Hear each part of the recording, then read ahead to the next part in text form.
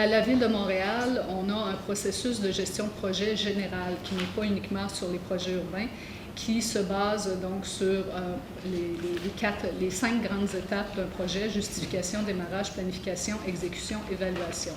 On a repris ces étapes-là et on les a mis à notre sauce de projet urbain pour mieux comprendre quand est-ce et comment on intervenait à l'intérieur de ça et quels étaient nos livrables aussi selon la séquence des projets.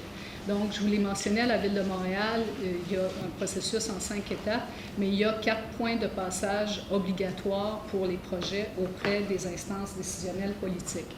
Les 4 points de passage sont représentés ici par ce qu'on appelle DAP, DAP A, DAP B, DAP C, DAP D, ce qui veut dire dossier d'approbation de projet. Merci. Dossier d'approbation de projet. Donc, ces dossiers d'approbation de projet-là arrivent à des étapes clés. Mais d'abord, je vais vous expliquer la roue, la façon dont on l'aperçoit. On a le premier hémisphère nord puis l'hémisphère sud. Ces 2 hémisphères-là sont découpés par l'atteinte d'un document de planification détaillé ou un outil urbanistique qui va venir définir la forme urbaine sur laquelle on travaille. Donc, on comprend qu'en amont du document de planification détaillé, on est en hypothèse de développement et on est en train de travailler sur les options.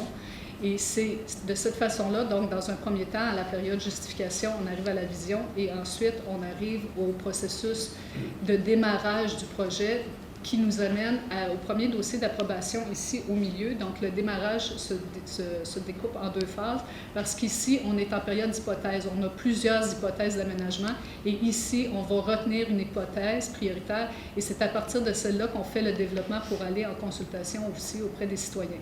Ça ne veut pas dire, on vous a dit qu'on pouvait les consulter en amont, on les consulte aussi pour la vision, les citoyens, et on peut les consulter lors de l'élaboration des hypothèses. On consulte en fait plusieurs acteurs justement pour justifier nos hypothèses.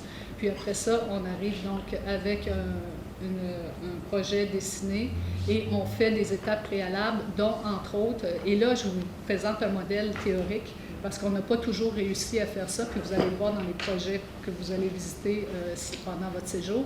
Mais normalement, c'est dans le processus de démarrage qu'on fait des acquisitions stratégiques de terrain pour avoir le plus de mise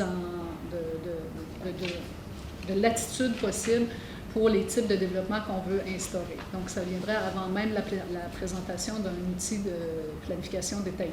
Une fois qu'on a cet outil-là, on va chercher les règlements d'emprunt. Donc, ici, vous voyez l'hémisphère sud qui débute avec une planification. C'est lors de cette planification-là qu'on évalue les coûts, les règlements d'emprunt à aller chercher pour la ville et l'ensemble des éléments réglementaires et législatifs pour mettre en œuvre le projet. Et à partir de là, on passe à la dossier d'approbation C qui nous permet de démarrer le chantier, dans le fond, le chantier de projet, et là, on est en gestion de projet. Donc, dernier petit mot sur cette roue-là. Vous voyez qu'à certains endroits, on a des flèches qui font des allers-retours. On comprend très bien que le projet revient souvent à la case départ. J'imagine que vous vivez la même chose, mais avant d'arriver à démarrer et même en phase de planification de la mise en œuvre, ce retour-là arrive parfois. Et on comprend aussi qu'un grand projet peut se retrouver dans plusieurs phases. Donc, il y a certains grands projets qui ont des étapes en démarrage, alors qu'il y en a d'autres qui sont déjà rendus en exécution, compte tenu de la superficie et de l'ampleur des projets que nous avons. Donc, je vous l'ai mentionné, le mécanisme de gouvernance avec les élus. Tout d'abord, on a un élu responsable de l'urbanisme. Ici, c'est M. Eric Allen Caldwell qui est responsable des projets urbains et responsable de l'urbanisme et du transport aussi. Celui-ci nous donne sa première approbation pour aller présenter nos points de passage devant le CCGPE. Alors là, j'ai plus mes notes sur... Chers collègues. Comité corporatif de gestion des projets d'envergure. Donc, c'est là que se trouvent les directeurs de la direction générale et c'est eux qui, administrativement, nous donnent le OK. Puis ensuite, on va devant les élus au comité de coordination des projets d'envergure. Donc, les élus... Les élus nous donnent ensuite leur aval et pour que finalement on puisse aller au comité exécutif. Donc parfois on a une statutaire avec la mairesse aussi au besoin, mais l'objectif c'est d'aller au comité exécutif pour avoir un mandat d'exécution en bonne et due forme et des octrois de contrats qui suivent le projet.